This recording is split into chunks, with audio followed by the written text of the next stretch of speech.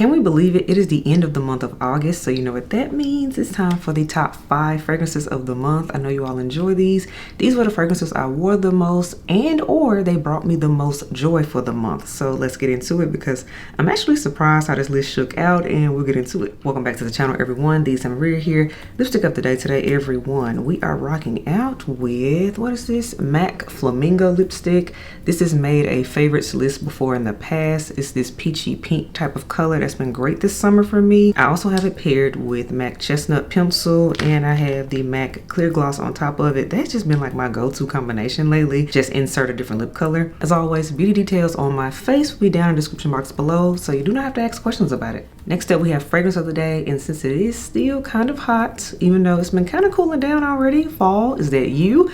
But you all, the sun is out today, so we're gonna rock out with Initio's Power Self. You all know we truly enjoy this scent. I started out with a sample of it. I did a sampling series video back in the springtime about this one, and I told you all it was full bottle worthy. And of course, it came home in a haul that I did not too long ago. But this right here has osmanthus, there's rose in it, of course, a whole bunch of musk too.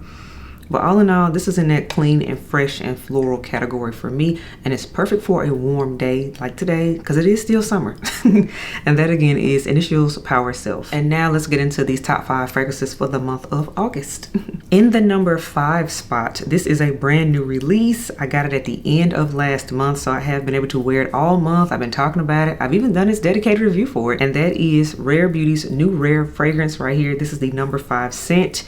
Interesting enough, I found myself reaching for this one more because again, I did not expect it was coming. This was a brand new release. And then I was like, you know what? It is kind of giving me that transitional feel that I want in a fragrance. And I told you all that in this dedicated review. This one is a gourmand scent, but it's not super heavy, so it can still be worn right now while it's the end of August. So that's why it makes sense for me. So it has notes you all of caramel, pistachio, and pink pepper. And then in the middle we have vanilla, ginger, and cocoa beans. And then you all in the base we have sandalwood, tonka beans, and skin musk. This is a full-on gourmand scent, whole bunch of yummy deliciousness in here. But the skin musk in here is what keeps this scent on the lighter end, so it's not too heavy, not too thick of a gourmand fragrance. So this is one for me I found myself reaching for to wear when I want to smell yummy but not overly decadent, not syrupy sweet, shall we say. This one is an easy reach type of fragrance, and for that reason it was the number 5 spot. And it scratched that itch for me that I've been wanting as I'm starting to want to transition into fall because school has started, football is back on TV, and I'm like, okay, I'm ready for fall now. And this scent is that for me, and that again is the Rare Beauty fragrance from Rare. In the number 4 spot, this scent was one that took me a minute to understand, but I finally get it. And you all, this is from the house of Kayali, and this is Kayali's Fleur Majesty Rose Royale. I finally understand this scent. I actually have done this dedicated review already too. Not sure if it'll be up before this video goes up, but just know that it's filmed. But you all, Fleur Majesty Rose Royale, this scent was a spring release for this year. And this one was all about the florals and the pear note for sure. But in the springtime, it didn't really come together. However, with the summer heat though, this scent is gorgeous to me. And that's why I found myself reaching for it more in August. So you all, with Fleur Majesty, we have notes of mandarin, we have orange, juicy pear, and sweet peach. And then in the middle, y'all, we have magnolia, white peony, rose centifolia, and we have violet wood. And then in the base, y'all, we have vetiver, Kayali signature accord, amber fix, super vanilla, praline, and musk.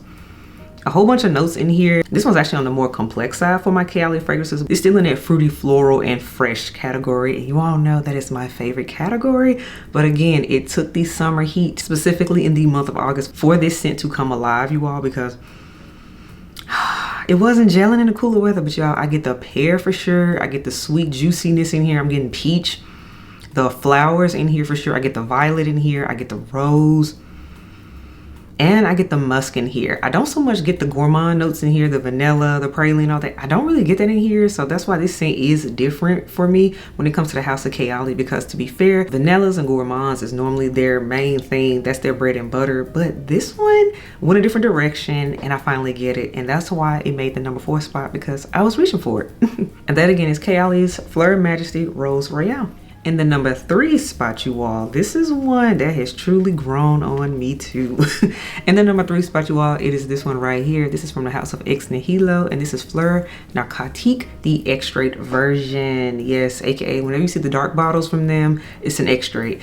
This one I adored. This one was everything. It made different lists this month, and that is why it's officially on the best and my favorites list for the month of August. So you all, with Fleur Majesty Extrait, we have notes of bergamot, we have lychee, we also have osmanthus in here. And then y'all, in the heart, we have peony, we have jasmine, we have orange blossom and freesia in here. And then the base, y'all, we have sandalwood, oak moss, and musk. This is another one, by the way. I've already filmed the dedicated review on this one. I'm not sure if it'll be up in time for this video before this one comes up, but just know it's coming soon if it's not already up. But you all, this is another one. At first, I tried to talk myself out of it, like, I'm not really sure if I'm really feeling it, because as you all know, I have a big bottle of the original Fleur Narcotique that I love. I've already done that dedicated review too, definitely check that out. So I was like, I was trying to talk myself out of it, because you know, I had a sample of the Fleur Narcotique Extrait first, played in it, kept playing it, and I was like, girl, you want it. I had to stop lying to myself and just get it, stop being in denial and everything. And you all, this scent is everything. This scent is everything at nighttime specifically. It's just everything. It's a date night scent, and it gets compliments. This is head elf approved. Every time I spray this on, he's always like, whatever you got on, that's it. I like it. Never fails, because again, he doesn't know what all I have at this point with my big collection of fragrances. He just knows what smells good, and this is one he always reacts to. So this is like the head elf approved one of the bunch out of all of these. So yeah, I love it. He loves it. It works out. But most importantly, this is a head turner. And this one, quite frankly, this one's sexy. That's the main thing. The original is pretty. This one is sexy. So if you want to know the difference, original pretty, Extrait sexy. But you all, in this case, in the number 3 spot, it is Ex Nihilo's Fleur Narcotique, the Extrait. In the number 2 spot, you all, this is where it gets a little bit more difficult, because traditionally for me, 1 and 2 could actually be very interchangeable. But you know, there always is a slight edge one scent has over the other, but they're both still phenomenal. But in this case, you all, in the number 2 spot, this one is a summer star in my opinion, and one that we owe a big apology to, and that is MFK's 724. This fragrance right here is an aldehydic balm, but a floral aldehydic balm, and it's everything in the heat. So you all, we have top notes of aldehydes. We also have Calabrian bergamot, and then in the middle we have Egyptian jasmine, we have mock orange, and we have sweet pea. Whole bunch of sweet pea florals in there. And then in the base, we have a whole bunch of white musk and sandalwood for a woody base. You all, this one is a strong, clean, and fresh scent. This is like the strongest of all of my clean and fresh scents for me. Oh, and by the way, it goes the distance and lasts all day too. I love that about it. So this is one I found myself reaching for and loving, because we were in the middle of a heat wave for literally half of the month. So when it's that hot, I don't really want to smell a whole bunch of complexity things, a whole bunch of stuff going on. I just want to smell clean. And for me, MFK's 724 fit the bill in that case. So this is why I love this one. And the reason I say we owe this scent an apology was because back when it came out, we all hated on it. It was like, why is this coming out? We weren't ready for it. 724 was ahead of its time. I also talk about that in its dedicated review, by the way, that I have also filmed too. Not sure if it's up yet, but as you all can tell, I have a lot of content coming your way, so get excited about that. But you all, 724, this scent, 3 years later, this is gorgeous. This is actually an amazing fragrance, and we owe it an apology. But most importantly, it brought me a lot of joy in the month of August, because it still had me smelling good even when I might have been sweating. So that again is MFK's 724 in the number 2 spot. Finally, we have the number 1 spot. You all, it had to be this one because it's just too good, and it just checks all the boxes for me for the month. The number 1 spot, you all, goes to this one right here. This is from the house of Amouage, and this is Amouage Existence.